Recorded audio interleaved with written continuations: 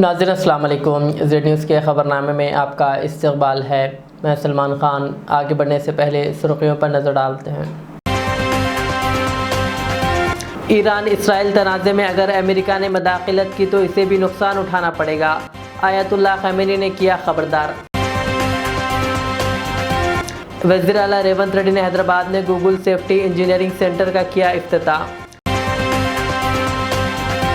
हैदराबाद ज़िला कलेक्टर ने बंजारा हिल्स के एक सरकारी स्कूल का किया अचानक दौरा और लिया जायज़ा। हैदराबाद के मल्लेपल्ली में एक मस्जिद को कब्जा करने की कोशिश, मुकामी अवाम और एमएलए माजिद हुसैन की मदाखलत से मुस्लिम एडवोकेट की कोशिश हुई नाकाम। हैदराबाद के बेगमपेट एयरपोर्ट को बम से उड़ाने की धमकी, पुलिस मसरूफ़ तहक़ीक़ात। दिल का दौरा पड़ने से इसराइल में तेलंगाना के एक शख्स की मौत। इजहार राय की आज़ादी है मगर दूसरों के जज्बात को ठेस पहुंचाने की इजाज़त नहीं, कौमी इंसानी हकूक़ कमीशन के चेयरमैन का हैदराबाद में एक प्रोग्राम से खिताब। अब पेश है खबरों की तफसील। ईरान के रहबर आला आयतुल्लाह ख़ामेनी ने ख़बरदार किया कि अगर ईरान और इसराइल के तनाज़े में अमेरिकी फ़ौज ने मदाखलत की तो इसे नाकाबिल तलाफ़ी नुकसान उठाना पड़ेगा। इनका एक सख्त बयान ईरान के सरकारी टीवी चैनल पर नश्र किया गया, जिसमें कहा गया है कि किसी भी अमेरिकी कार्रवाई का भरपूर जवाब दिया जाएगा। आयतुल्लाह ने कहा कि जो लोग ईरान, इसकी आवाम और तारीख़ को जानते हैं वो कभी धमकी आमेज़ ज़बान इस्तेमाल नहीं करते, क्योंकि ईरानी कौम कभी हथियार नहीं डालती। ये बयान ऐसे वक्त आया जब अमेरिकी सदर ट्रंप के इसराइली हमलों में शामिल होने की खबरें सामने आ रही है।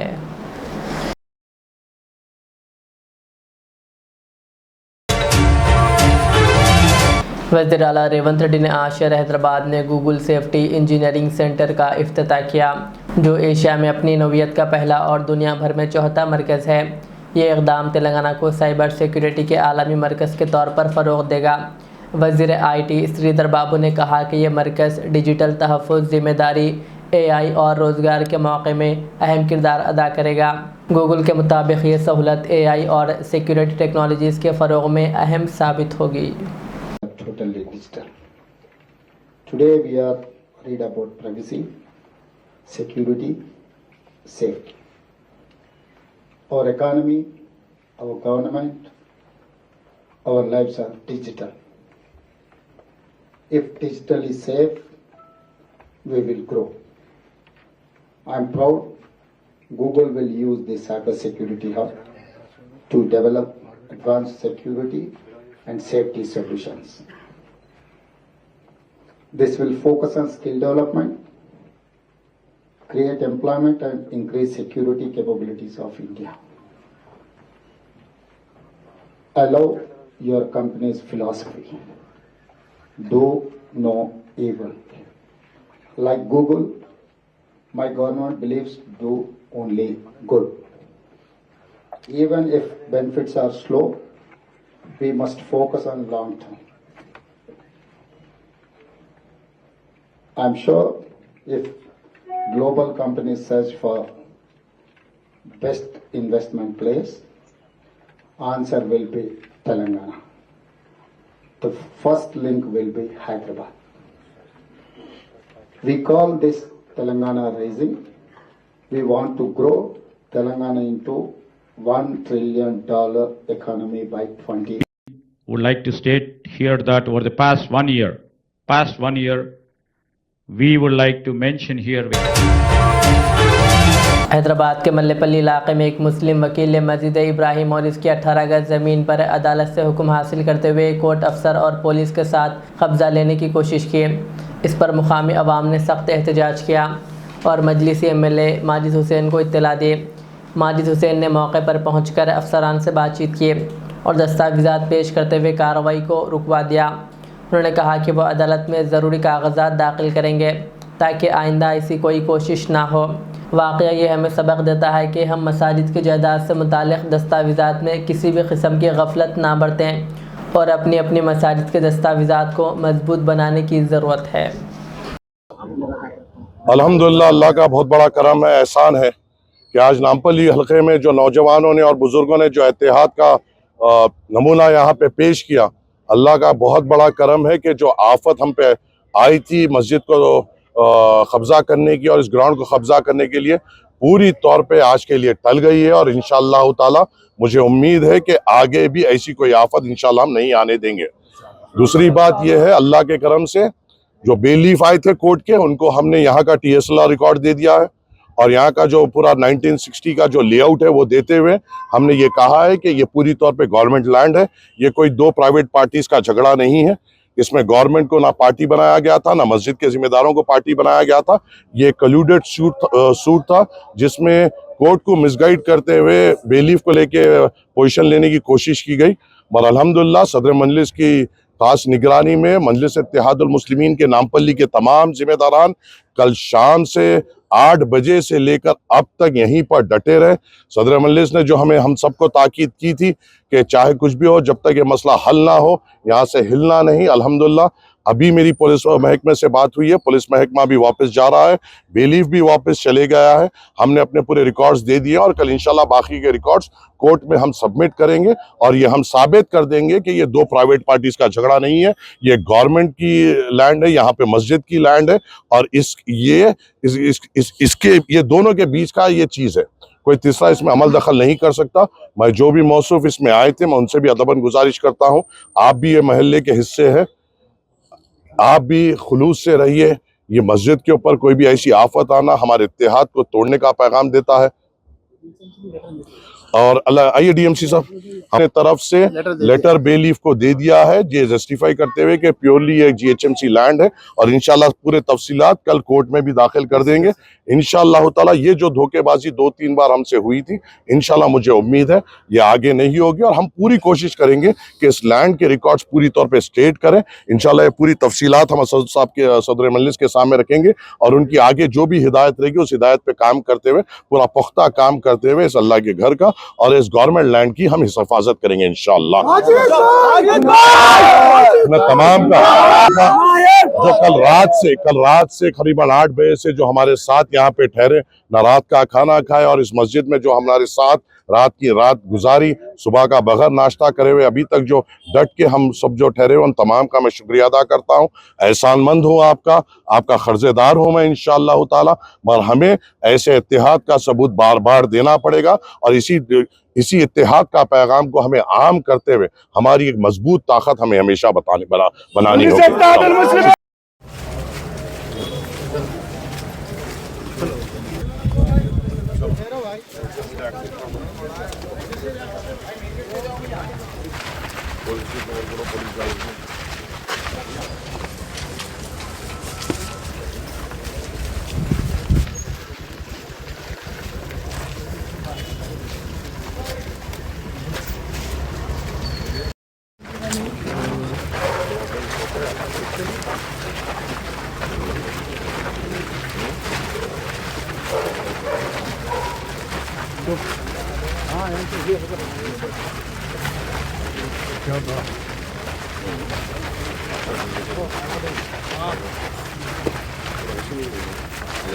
भाई जरा आप हटो।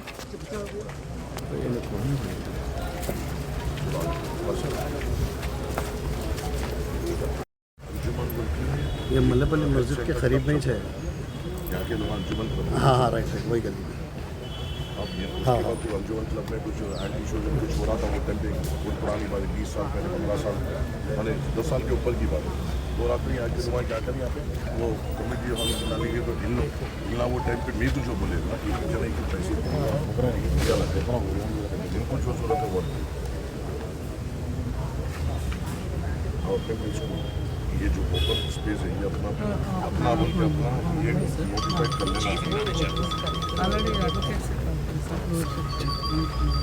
वहाँ पे भी लगा देना, आपने GHMC से भी कोई भी मस्जिदी पार्टी नहीं है ना, क्या करे कल्यूडेड सूट डालेगा माने बिटवीन, अब जैसा एक जने जो एडवोकेट सा गुनो डाले और उसके बाद एक अंजुमन सोसाइटी बोल के उनके खुद रिलेटिव की बना ली कि बेलिफ पोजीशन के साथ आ गए। पुलिस वालों को बहुत चीज़ नहीं समझ सकते हम। हालांकि इसमें ना जीएचएमसी पार्टी है ना मस्जिद। सर पूरा काम कर रहे हैं ना सर, वो वर्क ऑर्डर लेके और लेटर से लेके वाले से भी बात करें कि वर्क ऑर्डर करे सर, वो लोग ही करें, क्या बेस पे करें, क्या क्या डॉक्यूमेंट पे करें, वो पूरा वो लोग से भी बात करके मैं वो भी लेने के लिए ये करें सर, ट्राई करूँ, उनसे भी बात चल रही है साहब।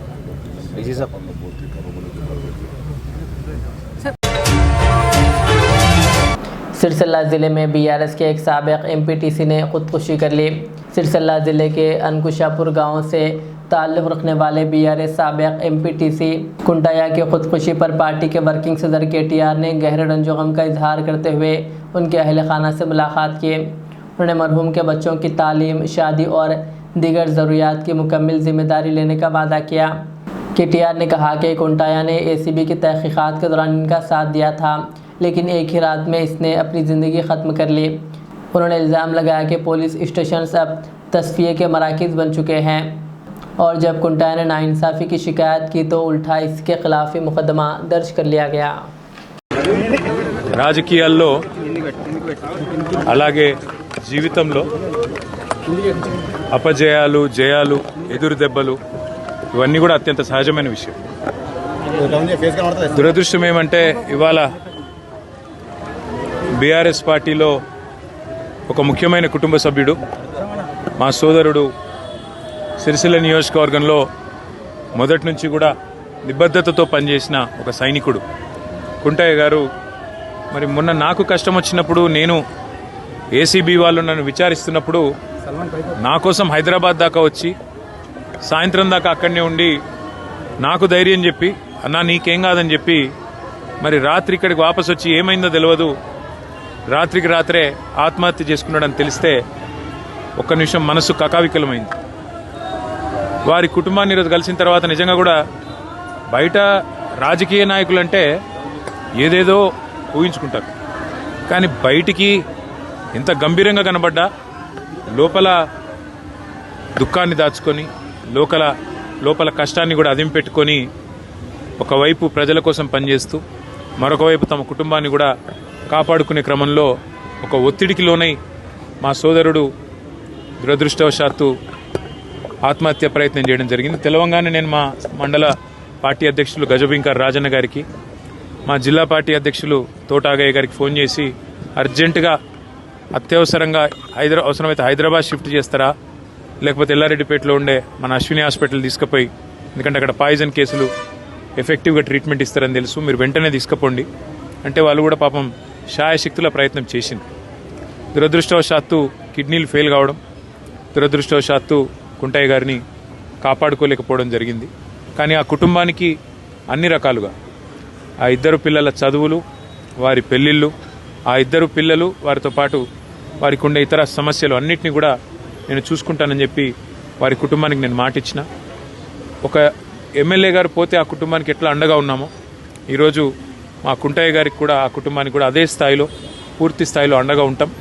వారు మాకు ఇచ్చిన వారి సహచర్యం కానీ, వారు మాతో పాటు కలిసి గడిపిన సమయం కానీ, అదేవిధంగా వారు పార్టీకి చేసిన సేవలు కానీ ఇవన్నీ దృష్టిలో పెట్టుకుని ఆ కుటుంబానికి మొత్తం బీఆర్ఎస్ పార్టీ జిల్లా నాయకత్వం మొత్తం అండగా ఉంటుంది.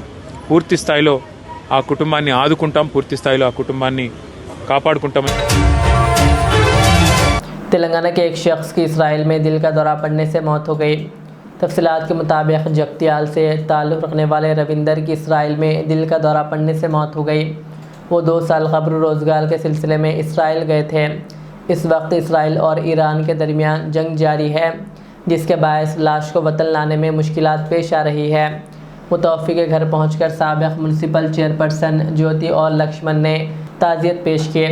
लक्ष्मण ने बताया कि मुकामी एमएलए और एनआरआई एडवाइज़री कमेटी के वाइस चेयरमैन की मदद से हुकूमत को इत्तला दी गई है और जल्द अज जल्द लाश वापस लाने की कोशिश की जा रही है।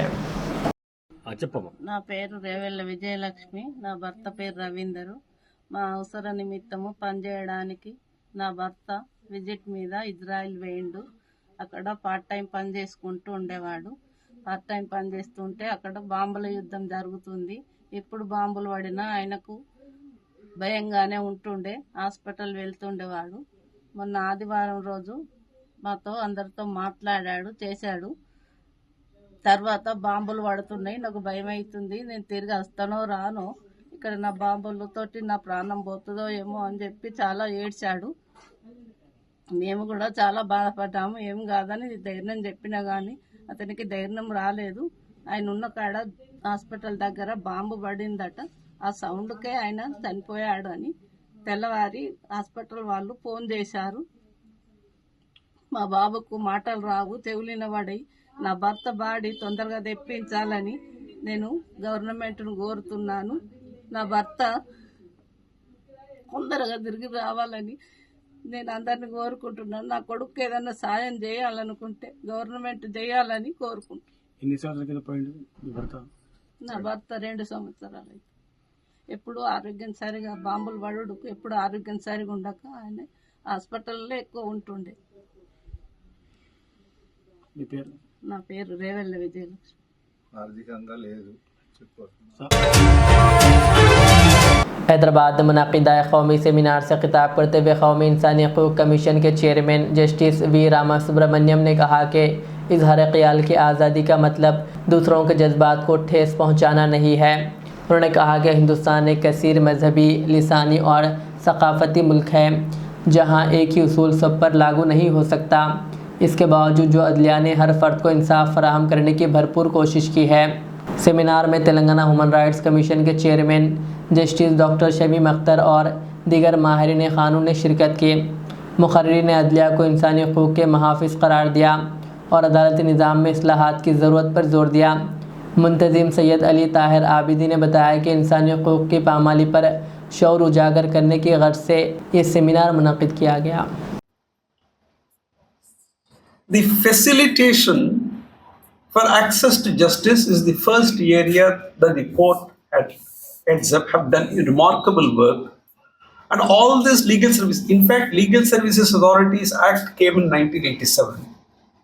But much before that, access to justice was ensured even by treating a letter written to the Chief Justice of India as a writ petition. So the first area where the courts made remarkable contribution towards improvement of the human rights of citizens is improving access to justice. All of you know that Article 226 of the Constitution enables the citizens to approach the high courts with writ petitions. Article 32 empowers citizens to approach the Supreme Court with writ petition. The crucial distinction between Article 32 and Article 226 is that Article 32 by itself is a fundamental right. Therefore, the courts increased access for the common man to justice. This is the first area. You must remember, India is not a very easy country to govern. It is not a homogeneous country like any other developed country. Today, if you take statistics, the population of India has crossed about 1.4 billion, which is nearly 1/6 of the entire population of the world. This 1/6 of the population of the world is living in a land mass which is equivalent only to 2.4% of the total Earth surface. Visaka guidelines, when there was no statutory law to address sexual harassment at workplace, these guidelines were derived from international human rights treaties and laid foundation for enactment of a legislation called the Sexual Harassment of Women at Workplace Prevention, Prohibition and Redressal Act 2013. In People's Union for Civil Liberties versus Union of India, the Honorable Supreme Court recognized the right to food as a part of the right to life under Article 21 of the Constitution and passed several interim orders directing proper implementation of food schemes namely Midday Meal Scheme, Antyodaya Anna Yojana and public distribution system.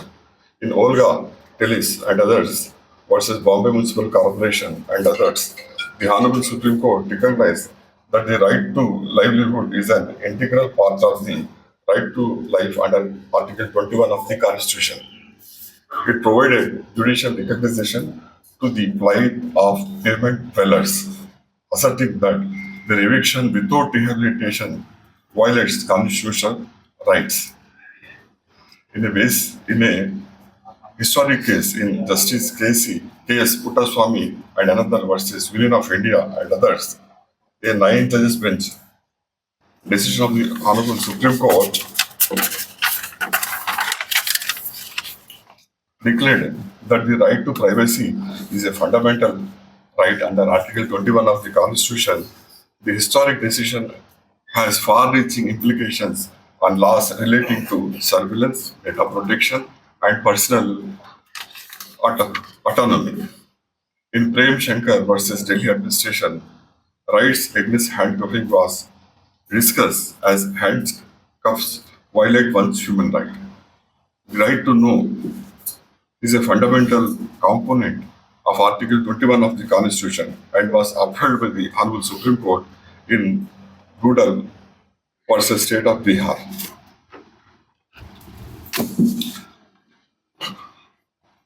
The Honorable Apex Court acknowledged that participation in democracy requires this right.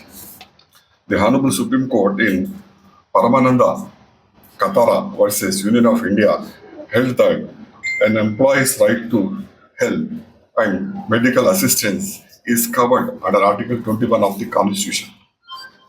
The Honorable Supreme Court in People's Union for Democratic Rights versus Union of India held that failure to pay minimum wages to workers in various Asian projects would constitute a rejection of their constitutionally guaranteed right to a dignified life.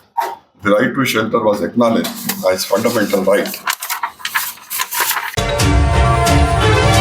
Hyderabad की जिला collector हरिचंदना Dasari ने Banjara hills के एक सरकारी primary school का अचानक दौरा किया। उन्होंने पहली जमात के तलबा को पढ़ाया और इनकी तालीमी सतह का जायज़ा लिया।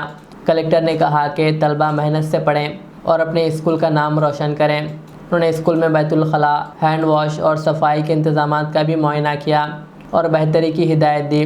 कलेक्टर ने वालिदैन और स्टाफ से कहा कि अगर कोई मसला हो तो वो फौरी इत्तला दें। इस दौरे में डीईओ आर रोहिणी और दीगर भी मौजूद थे।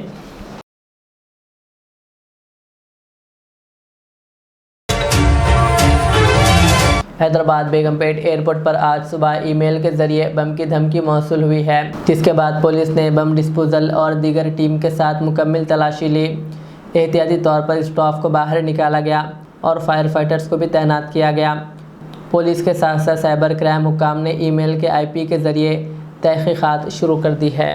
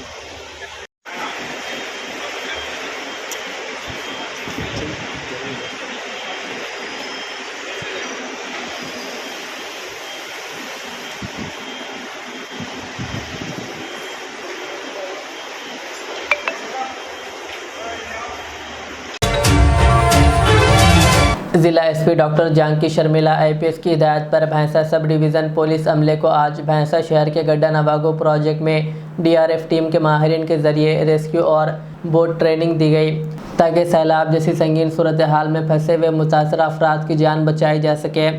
इस ट्रेनिंग में Bhainsa ASP Avinash Kumar IPS, Bhainsa town circle inspector G Gopinath, Bhainsa rural circle inspector Nailu, Mudhol circle inspector Mallesh के अलावा सब इंस्पेक्टर मोहम्मद गौस और भैंसा डिवीज़न का पुलिस अमला मौजूद था।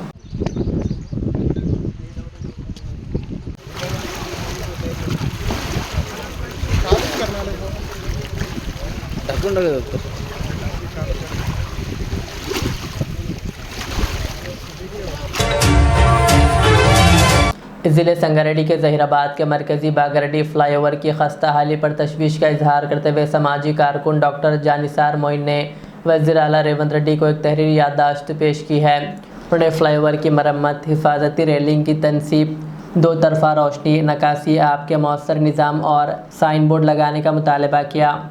उनका कहना है कि फ्लाईओवर की हालत इंतहाई ख़राब हो चुकी है, जो किसी भी वक्त बड़े हादसे का सबब बन सकती है। जानिसार मोइन ने रामनगर ता होती के रोड को 130 फीट तक वसअत देकर इसे जदीद स्मार्ट सड़क में तब्दील करने का भी मुतालबा किया, जिसमें नकासी की नालियाँ, फुटपाथ, CCTV, शजरकारी और दीगर सहूलियात शामिल हों। उन्होंने ये तजावीज़ मुतल्लिक़ा हुकाम को भी इरसाल करते हुए उम्मीद ज़ाहिर की कि इन पर जल्द अमल होगा।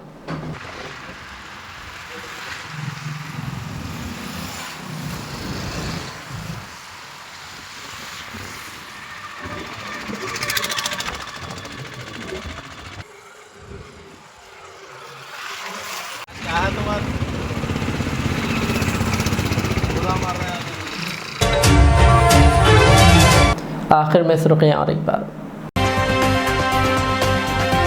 ईरान इसराइल तनाज़े में अगर अमेरिका ने मदाखलत की तो इसे भी नुकसान उठाना पड़ेगा, आयतुल्लाह खमेनी ने किया खबरदार। वज़ीर आला रेवंत रेड्डी ने हैदराबाद में गूगल सेफ्टी इंजीनियरिंग सेंटर का किया इफ्तिताह।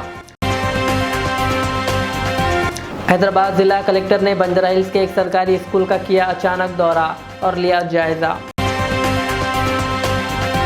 हैदराबाद के मल्लेपल्ली में एक मस्जिद को कब्जा करने की कोशिश, मुकामी अवाम और MLA माजिद हुसैन की मदाखलत से मुस्लिम एडवोकेट की कोशिश हुई नाकाम। हैदराबाद के बेगमपेट एयरपोर्ट को बम से उड़ाने की धमकी, पुलिस मसरूफ़ तहकीक़ात। दिल का दौरा पड़ने से इसराइल में तेलंगाना के एक शख्स की मौत। इजहार राय की आज़ादी है मगर दूसरों के जज्बात को ठेस पहुंचाने की इजाज़त नहीं, कौमी इंसानी हकूक़ कमीशन के चेयरमैन का हैदराबाद में एक प्रोग्राम से खिताब। ये थी आज के दिन भर की हमारी खबरें। मुझे इजाज़त दीजिए। हमारे चैनल को यूट्यूब पर सब्सक्राइब, फेसबुक पर लाइक शेयर ज़रूर करें। अल्लाह हाफ़िज़।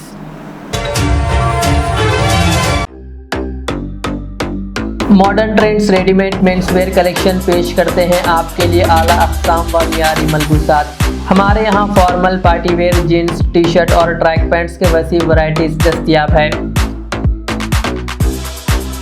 इसके अलावा मर्दाना घड़ियाँ, सन ग्लासेस और मियारी जूतों का शानदार कलेक्शन भी। ऑर्डर्स पर इम्पोर्टेड अशिया भी हासिल की जा सकती है, तो देर किस बात की, आज ही चले आएँ। हमारा पता है मॉडर्न ट्रेंड्स, बीबी का चश्मा रोड, टिकलकुंटा, फलकनुमा, हैदराबाद। मज़ीद मालूमात और राब्ते के लिए प्रोपरेटर मोहम्मद इमाद अहमद से रब्ता करें। 9959541435। रियाज इस्लामिक स्कूल, तालीमी मैदान में एक नया इनकलाब। इस्लामिक और मॉडर्न एजुकेशन की अजीम दरसगाह। 23 साल तजुर्बे के बाद तलबा और तालिबात के लिए रियाज इस्लामिक स्कूल पेश करता है हिफ्ज़ कुरान, नाज़िर कुरान क़ायदे के अलावा नर्सरी ता 10वीं जमात तक के तालीम का बेहतरीन नज़्म। बच्चों के लिए हॉस्टल की सहूलत, मुस्तहिक़ तलबा के लिए खुसूसी रियायत, तलबा और तालिबात के लिए अलहदा क्लासेस के माकूल नज़्म, खुसूसी computer classes, hardware and software training. बच्चों में तहरीर और तकरीरी सलाहियतों को उजागर करने के लिए हफ्तावारी प्रोग्राम। काबिल और मुशफ़िक़ असातिज़ा इकराम की निगरानी में बेहतरीन तालीम नज़्म। सुबह 8 बजे तक शाम 4:30 बजे दाखिले जारी हैं, उजलत कीजिए। Riyaz Islamic school, opposite lane, new SR petrol pump, Vattapally, Hyderabad. Al Riyaz tours and travels नज़द Riyaz health care clinic, Mustafa Nagar, Falaknuma, Hyderabad. Air ticketing international और domestic, visa endorsement, immigration, passport दाखिल करने में ताउन, विजिट वीज़ा और उम्रा वीज़ा के लिए हमसे रब्त करें। वेस्टर्न यूनियन और मनीग्राम के साथ साथ दीगर सहूलियात भी मौजूद। Proprietor Mohammad Riyaz Ahmed, Al Riyaz tours and travels. खिदमत का मौका दें, आपका इत्मीनान हमारी